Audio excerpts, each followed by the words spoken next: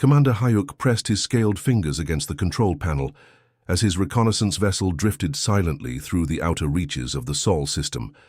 The blue marble before him sparkled with city lights, completely unaware of the predator, watching from the shadows. His three eyes focused on the data streaming across multiple screens, each one confirming what the Vorthan Empire had hoped to find. "Look at this pathetic display," Hyuk muttered to his second-in-command, Lieutenant Vex. The alien's reptilian features twisted into what passed for amusement among his species. Their satellites are broadcasting something called reality television, shows and music videos, not a single military transmission. Through his ship's advanced sensors, Hyuk watched the primitive human vessels moving between their planet and moon, cargo haulers, research stations, tourist shuttles, nothing that could threaten even the smallest Vorthan patrol craft. The humans seemed more interested in taking pictures of their own planet than defending it. Admiral Kale, Hyuk activated, his long-range communicator, his voice carrying across the void to the massive fleet waiting at the edge of the system. Reconnaissance complete. The intelligence reports were accurate. Earth shows zero military infrastructure in space. The holographic image of Admiral Kale materialized before him, the seasoned warrior's battle scars glowing faintly in the dim light. Kale had conquered 17 systems for the Empire, each one adding to his legendary status. "Excellent work. Commander, what about their defensive capabilities?" Hyuk's mandibles clicked together in the Vorthan equivalent of laughter. "Sir, their most advanced spacecraft appears to be a research station studying ice samples from their outer planets. Their communication networks are filled with something they call social media, humans sharing pictures of their food and small animals. I detected no weapon signatures, no shield generators, no military academies in space." "Perfect." Kyle's eyes gleamed with anticipation. "Another easy conquest. The Empire needs new slave worlds, and this one comes with 4 billion. Workers already trained in basic technology. Begin detailed surface scans. I want to know their population centers and resource deposits." Far below on Earth's surface, buried 3 kilometers beneath the Pacific Ocean floor, Captain Lee Jin-ho stood before a wall of monitors that would have made Hyuk's advanced alien technology look primitive. The hidden base, codenamed Poseidon Station, hummed with activity as dozens of operators tracked every movement of the alien scout ship above. "General Park Sora, we have confirmation," Jin-ho spoke into his secure communicator. "The Vorthan scout vessel has been observing us for 6 hours. They're running deep scans of our major cities." The response came immediately from General Park, speaking from her command center hidden beneath Mount Baekdu. "Excellent. Are they buying the deception?" Jin-ho watched as his team monitored the alien vessel's scanning patterns. "Completely. Ma'am, they're focusing on our fake civilian installations while ignoring the areas where our real defenses are hidden. Operation Silent Thunder's camouflage systems are working perfectly." "Good. How long until their main fleet arrives?" "Intelligence suggests 72 hours, based on their standard invasion protocols. The scout will report back and Admiral Kyle will bring his full armada." Park's voice carried a note of grim satisfaction. "After 40 years of preparation, we're finally ready for them. Activate Phase 1 immediately. I want every defense installation to appear completely offline." Across Earth, a carefully orchestrated deception began to unfold. In Australia, the massive particle cannon disguised as a mining operation powered down its external energy signatures. The weapon, capable of punching through a moon, now appeared to be nothing more than an abandoned excavation site. In the asteroid belt, Admiral Lee Haijin received the coded transmission aboard her flagship, the Soul's Fury. The massive dreadnought, along with 200 other human warships, had been hiding among the asteroids for 6 months, their hulls disguised to look like space rocks. "All ships initiate Ghost Protocol. Full stealth mode activated." On lunar base, Colonel Kim Tae-jun watched as the moon's surface sealed itself over hidden launch bays. 30,000 fighter craft disappeared from any possible detection, while the base's fusion reactors switched to backup power that would barely register on alien sensors. Back in space, Commander Hyuk completed his final scans, completely unaware that human sensors were tracking his every movement. "Admiral, surface reconnaissance confirms a peaceful civilization, Their largest military forces appear to be ceremonial guards at government buildings. I'm detecting no orbital defense platforms, no weapons satellites, no military shipyards. Outstanding. Admiral Kale's voice crackled with anticipation. Return to the fleet immediately. We attack at dawn, their time. This will be the easiest conquest in Vorthan history. As Hayek's scout ship departed Earth's solar system, Captain Jin Ho allowed himself a cold smile. The trap was set. Humanity had spent 4 decades preparing for this moment, ever since their deep space listening posts had first detected alien communications discussing Earth as a potential target. The Vorthans thought they were about to harvest a defenseless world. Instead, they were flying straight into the most sophisticated military deception in galactic history. The fabric of space itself seemed to tear apart as the Vorthan invasion fleet materialized from hyperspace. 300 warships of various sizes dropped into Earth's solar system like a plague of metal locusts, their dark hulls bristling with weapon arrays that had conquered dozens of worlds across the galaxy. Admiral Kale stood on the bridge of his flagship, the Destroyer of Worlds, watching Earth grow larger on his main screen. The massive vessel stretched over 2 kilometers in length, its hull scarred from countless battles. Around him, his command crew worked efficiently at their stations, preparing for what they believed would be another routine planetary conquest.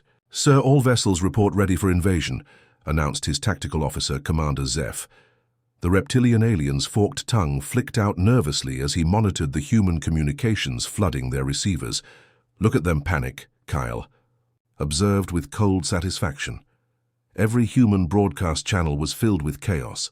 News anchors spoke in terrified voices about the massive alien fleet that had appeared overnight. Military officials seemed completely overwhelmed, and civilian populations were fleeing major cities in absolute terror. On Earth's surface, President Nam Ji-woo stood before the cameras in what appeared to be a hastily assembled press conference. His hands shook visibly as he held the prepared statement, his voice cracking with apparent fear. "People of Earth, we face an unprecedented threat. These alien visitors possess technology far beyond our capabilities. After consulting with world leaders and military advisors, we have no choice but to offer our complete and unconditional surrender." The president's voice broke completely as he continued, "We beg for mercy from our alien visitors. We are a peaceful people who mean no harm to anyone. Please show compassion to our families and children." Admiral Kale's mandibles clicked together in amusement. "Record this moment, Commander Zeph. The Empire will want to study how quickly an entire species can collapse when faced with superior force." Behind the cameras, President Nam fought to suppress a smile. The acting lessons had paid off perfectly. His trembling was carefully calculated, his broken voice practiced for weeks. The real president was safely hidden in a bunker 400 meters underground, coordinating humanity's true response. "Begin orbital positioning," Kyle ordered. "I want complete control of their atmosphere within 6 hours. Deploy the harvester. Ships to their major population centers." The Vorthan fleet began to spread out across Earth's orbital space, each captain confident in their overwhelming superiority. Their sensors showed no resistance whatsoever. A few primitive space stations had been hastily abandoned, their crews fleeing in obvious terror. Deep beneath the Colorado mountains, in a facility that officially didn't exist, General Park So-Ra watched the alien deployment through her command center's massive display screens. The hidden base, called Phoenix Command, had been built over 30 years ago specifically for this moment. "Ma'am, Colonel Kim Tae-jun reports from Lunar Base," announced her communications officer, Lieutenant Cho Min-ki. "All 30,000. Fighters are ready for launch. The aliens are completely ignoring our hidden installations." Park nodded, her weathered face showing no emotion. She had spent her entire military career preparing for this day, training soldiers who would never receive public recognition for their sacrifice. "What about Admiral Lee Hee-jin's Ghost Fleet?" "All 200 ships remain undetected in the asteroid field," Cho replied. "The alien sensors are focused on Earth's surface. They have no idea our dreadnoughts are surrounding them." General Park turned to her tactical display, where red dots representing Vorthan ships were positioning themselves exactly where human strategists had predicted they would. Every alien movement had been war-gamed thousands of times in computer Simulations. And the Neptune station. Commander Yoon Seok-jin confirms all weapon systems are online and ready. The aliens think it's an abandoned research facility. Park allowed herself a thin smile. The Neptune station appeared to be a simple scientific outpost, studying the outer planet's moons. In reality, it housed the most powerful weapon ever built by human hands. A gravity cannon capable of crushing an entire fleet. "General," her sensor operator called out, "Vorthan ships are beginning their descent toward major cities. They're dropping what appear to be occupation forces." Park watched as alien landing craft separated from the main fleet, heading toward New York, London, Tokyo, and other major population centers. The creatures inside those ships expected to find terrified civilians ready for enslavement. Instead, they would find empty cities. Every major population center had been secretly evacuated over the past week. Their inhabitants moved to underground shelters that had been prepared for decades. The buildings above were nothing but elaborate stage props, designed to maintain the illusion until the very last moment. "Ma'am, we're receiving the final confirmation codes from all stations," Lieutenant Cho announced. "Every hidden installation reports ready for immediate activation." General Park took a deep breath, knowing that the next few minutes would determine humanity's fate. For 40 years, Earth had prepared for this invasion. Every major government had contributed resources to humanity's greatest secret, a military force that existed completely outside public knowledge. "All units, this is Phoenix Command." Park spoke into her secure communicator, her voice carrying to hidden bases across the solar system. "The predators have entered the trap. All ghost protocols are now terminated. I repeat, ghost protocols are terminated." She paused, watching as Admiral Kale's ships moved into their final positions, completely unaware of the steel jaws about to snap shut around them. "Execute Silent Thunder. Show them what happens when they threaten our home." The moment General Park gave the order, space around Earth transformed from empty void into a war zone that would be remembered across the galaxy for generations. Admiral Kyle was studying his tactical display when his sensor officer suddenly screamed in terror. "Sir, massive energy signatures appearing everywhere, unknown contacts materializing all around us." What had been empty space just seconds before now blazed with the engine signatures of 200 human dreadnoughts. The ghost fleet that Admiral Lee Hye-jin had kept hidden in the asteroid belt for months suddenly dropped their camouflage systems, revealing warships that dwarfed anything in the Vorthan Armada. "Impossible," Kale roared, his three eyes wide with shock. Where did they come from? The lead human battleship, Indomitable, materialized directly in front of Kale's flagship like a mountain of steel and fury. Captain Shin Yu-jin stood on her bridge, her crew working with practiced efficiency around her. The ship had been built in secret shipyards hidden within Jupiter's moon system, its construction taking 15 years of careful work. "This is Captain Shin Yu-jin of the Earth Defense Force."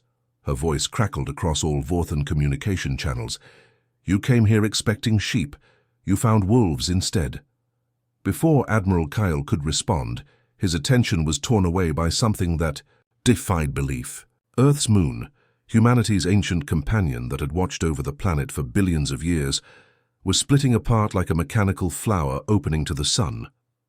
The lunar surface, which the Vorthans had scanned and dismissed as barren rock, revealed itself to be the most sophisticated military installation ever constructed. Massive blast doors that had been disguised as natural craters swung open, exposing launch bays that stretched deep into the moon's core. Colonel Kim Tae-jun stood in Lunar Base's primary command center, watching as his life's work finally revealed itself. "All squadrons, you are cleared for immediate launch. Show these invaders what human engineering can accomplish." 30,000 fighter craft erupted from the moon's surface like a swarm of angry hornets. Each pilot had trained for years, in secret, flying missions that officially never happened. Squadron leader Park Dae-bin led the first wave, her fighter's engines burning bright blue as she accelerated toward the nearest Vorthan cruiser. "Dragon Squadron, form up on me," she called to her pilots. "Remember your training. These aliens think they're the apex predators of the galaxy. Time to teach them they're wrong." The Vorthan fleet found themselves surrounded by spacecraft that appeared from impossible directions. What they had dismissed as simple asteroids in the belt suddenly blazed to life with weapon signatures that made their own armaments look primitive. Commander Yoon Seok-jin activated the Neptune station's true form from his hidden command center. The facility that had appeared to be a small research outpost studying ice samples suddenly unfolded like a transformer, revealing the massive gravity cannon at its heart. Target lock acquired on Vorthan flagship, his weapons officer reported. Gravity cannon charged to full power. Fire, Yoon commanded quietly. A beam of invisible force lanced across space, bending light itself around its path. The gravitational weapon struck a Vorthan battle cruiser that had been moving to attack Earth's surface. The alien ship crumpled like paper, its hull collapsing inward as artificial gravity crushed it into a ball of twisted metal. Admiral Kale watched in horror as his perfectly organized invasion fleet fell into chaos. His ships were being attacked from every direction by human vessels that shouldn't exist. "How many ships do they have?" he demanded from his tactical officer. "Sir, our sensors are detecting over 300 human warships and more are still appearing. They must have been hiding throughout the entire solar system." Captain Shin Yujin's voice filled the Vorthan communication channels again. "All vessels, weapons free. Show them what happens when they threaten our home."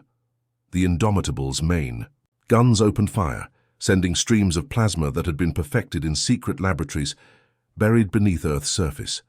The first Vortan cruiser to taste human firepower exploded in a brilliant display of light and debris, its shields utterly inadequate against weapons designed specifically to counter Vortan technology. Throughout the solar system, humanity's hidden arsenal revealed itself in a coordinated symphony of destruction. Weapon platforms disguised as space junk activated their targeting systems. Mining stations in the asteroid belt transformed into fortress guns that had been waiting decades for this moment. Lieutenant Commander O. Darbin piloted her stealth fighter through the Vorthan formation, her craft's cloaking device allowing her to strike from seemingly impossible angles. Ghost leader to all units, the aliens' shields are calibrated for their own weapon frequencies. Our plasma burners are cutting through them like tissue paper. Admiral Kale's flagship shuddered as human fighters swarmed around it like angry bees. His gunners couldn't lock onto targets that kept disappearing and reappearing, using technology that seemed to bend the laws of physics. "Admiral," his communications officer called out in panic, "we're receiving surrender demands from the human fleet." Captain Shin's voice filled the bridge once more, but now it carried the cold authority of someone holding all the cards. "Vorthan vessels, you have 30 seconds to power down your weapons and prepare to be boarded. Any ship that attempts to flee will be destroyed. Any ship that continues firing will be vaporized." Admiral Kyle looked around his bridge at his terrified crews, then at his tactical display showing Vorthan ships exploding throughout the system. The hunters had become the hunted, and humanity had proven that sometimes the quiet ones are the most dangerous of all. The battle that erupted around Earth defied everything the Vorthans thought they knew about warfare. What had started as a simple planetary conquest had become a nightmare of impossible tactics and weapons that seemed to break the laws of physics themselves. Commander Jang Min-soo pulled his fighter into a razor-sharp turn that should have killed him from the gravitational forces alone. Instead, his specially designed cockpit absorbed the impact, while his squadron followed his every movement like they were connected by invisible strings. 24 fighters moved as one deadly organism through the Vorthan formation, their plasma cannons spitting fire in perfect coordination. "Phoenix Squadron, execute pattern Delta 7, Jang commanded, his voice calm despite the chaos around him. His pilots had trained for this maneuver in secret facilities buried beneath the Sahara Desert, practicing until they could fly these formations in their sleep. The human fighters suddenly split apart like an exploding flower, each craft taking a different vector through the enemy formation.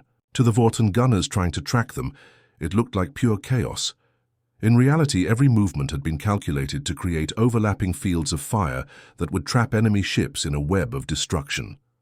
Admiral Kyle watched from his flagships bridge as 3 more of his cruisers disappeared in balls of plasma fire. "How are they coordinating like this?" he demanded from his tactical officer. "No species should be able to move with such precision during combat." "Sir, our communication interceptors can't detect any tactical transmissions between their ships," Commander Zeph reported. his scaled hands trembling as he worked his console. It's like they know what each other is thinking. What the aliens didn't understand was that human pilots had been training together for over a decade, using neural link technology that allowed them to share thoughts and reactions in real time. Each squadron was essentially a collective mind, controlling multiple fighters, making them capable of maneuvers that would be impossible for individual pilots. Lieutenant Colonel O'Darbin commanded something that the Vorthans had never encountered in their centuries of conquest. Her ship, the Phantom Strike, looked like a standard human destroyer from the outside. Inside, it housed experimental phase shift technology that allowed the vessel to partially exist outside normal space-time. Phantom Strike to all phase ships. O spoke into her communicator as her vessel flickered in and out of visible reality. Target the Vorthan command cruisers. They can't hit what they can't properly see. Her ship suddenly vanished from Vorthan sensors, only to reappear inside. Their defensive formation.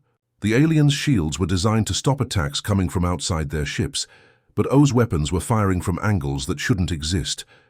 Her plasma torpedoes struck Vorthan vessels from directions that made no geometric sense. A massive Vorthan battleship tried to target the Phantom Strike, its gunners frantically adjusting their aim as the human vessel seemed to phase in and out of reality. When they fired, their energy beams passed harmlessly through empty space where the ship had been just milliseconds before. "Target the human command ship," Admiral Kale ordered desperately. "If we can destroy their flagship, their coordination will collapse." But Captain Shin Yu-jin aboard the Indomitable had anticipated this strategy. Her ship suddenly split apart into 5 separate sections, each one a fully functional warship in its own right. The modular design had been inspired by studying insect colonies, allowing the vessel to literally divide itself when threatened. "Surprised?" Shin's voice taunted across the Vorthan communication channels. "We learned a long time ago that traditional military thinking gets you killed in space." The separated sections of the Indomitable surrounded a Vorthan dreadnought, each one attacking from a different angle. The alien ship's weapons could only fire in one direction at a time, leaving it helpless against the coordinated assault. Admiral Kyle watched in growing horror as his superior fleet was systematically dismantled by humans who fought with terrifying ingenuity. Every time his ships adapted to one human tactic, the Earthlings would switch to something completely different. "How?" he gasped, as another of his ships vanished in plasma fire. "Our intelligence said they were primitives. They should have nothing but chemical rockets and nuclear weapons."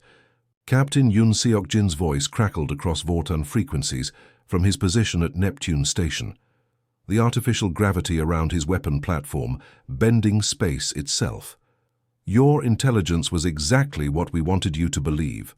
The Neptune Station revealed its true nature as Yoon activated systems that had been hidden for decades. What appeared to be a simple research facility unfolded into a massive space fortress, its gravity cannons capable of creating artificial black holes that could swallow entire fleets. "You see, Admiral Kale," Yoon continued as his weapons locked, onto another Vorthan cruiser. "We've been listening to your communications for over 50 years. We knew you were coming. We knew how you fight. We designed every weapon, every tactic, every strategy specifically to counter your technology." Beam of concentrated gravitational force lanced out from Neptune Station, striking a Vorthan command ship. The vessel imploded in seconds, crushed by forces that turned its hull into a singularity before dissipating into quantum foam. Commander Jang's fighter squadron regrouped for another attack run, their movements still perfectly synchronized, despite having been in combat for over an hour. "Admiral, you made one critical mistake." His voice joined the chorus of human commanders taunting their would-be conquerors. "You assumed that because we appeared weak, we actually were weak. In human culture, we have a saying, 'The strongest warrior is the one who wins without fighting.' We let you come to us because this is where we're strongest." Admiral Kyle's tactical display showed a nightmare scenario. Nearly half his fleet was gone, destroyed by weapons and tactics that shouldn't exist. The remaining ships were scattered and demoralized, their crews beginning to panic as they realized they were facing an enemy that had outplanned them at every level. The tide had turned completely, and the hunters had become the hunted. Admiral, Kale's flagship limped through hyperspace, its hull scarred and blackened from the battle that had changed everything. Of the 300 vessels that had arrived at Earth with such confidence, only 47 had escaped the human trap. The rest were either destroyed or captured, their crews now prisoners of a species the galaxy had dismissed as primitive. In his private quarters, Kyle recorded what would become the most important military intelligence report in galactic history. His scaled hands shook as he spoke into the recording device, his 3 eyes haunted by memories of impossible human weapons. "Emergency transmission to High Command," he began, his voice hoarse from shouting orders during the retreat. "Earth is not defenseless. Repeat, Earth is not defenseless. It is a fortress world disguised as a peaceful planet. The humans are not primitive. They are patient hunters who let prey come to them." He paused, remembering how human ships had appeared from nowhere, how their moon had split open to reveal thousands of fighters, how their weapons had torn through Vorthan shields like paper. The humans had been preparing for invasion for decades. Every scan we conducted, every intelligence report we gathered, was carefully manipulated to make us believe they were helpless. They knew we were watching. They wanted us to attack. The recording continued, as Kale described weapons that could bend space-time, fighters that moved like a single organism, and ships that could phase in and out of reality. His report would reach every corner of the Vorthan Empire within days, and from there spread to every major power in the galaxy. On Earth, the cleanup was already beginning. Human salvage crews worked around the clock to recover Vorthan technology, while medical teams treated the few human casualties. The battle had been overwhelmingly one-sided, exactly as decades of planning had intended. General Park Sora stood in Phoenix Command, watching as captured Vorthan vessels were towed to secret facilities for study. "How many prisoners?" she asked her aide. "Over 15,000 alien crew members," General Lieutenant Cho Min-ki reported. "They're being held in comfortable conditions. As per the Geneva Conventions, most seem genuinely shocked that we're treating them humanely." Park nodded. "Good. We want them to report back that humans fight hard but treat prisoners well. That reputation will serve us in the long run." Meanwhile, across the galaxy, Admiral Kyle's desperate warnings were creating panic in the Vorthan High Command. Emergency sessions were called as military leaders tried to understand how their most experienced invasion fleet had been destroyed by a species they'd never considered a threat. "Impossible!" roared General Thack, the Empire's chief military strategist. "No primitive world could possess such advanced technology." "The evidence is undeniable," replied Intelligence Director Voss, her voice grim as she reviewed the battle data. "The humans have been conducting a deception operation on a scale we've never encountered. Every piece of intelligence we gathered was exactly what they wanted us to believe. Word of Earth's defensive capabilities spread through the galactic community like wildfire. The Zephyrian Confederation, who had been planning their own invasion of human space, immediately cancelled all operations. The crystalline hive mind, known for their aggressive expansion, marked Earth's system as completely off-limits to their exploration fleets. On the trading station Nexus Prime, alien merchants gathered in hushed groups to discuss the impossible news. A species that had seemed ripe for conquest had revealed themselves to be apex predators in disguise. "I heard their moon opened up like a mechanical flower," whispered a tentacled trader to his insectoid companion. "Thousands of fighters poured out like angry hornets." "My cousin was monitoring the Vorthan communications," the insectoid replied, its mandibles clicking nervously. "He said the humans used weapons that could create artificial black holes.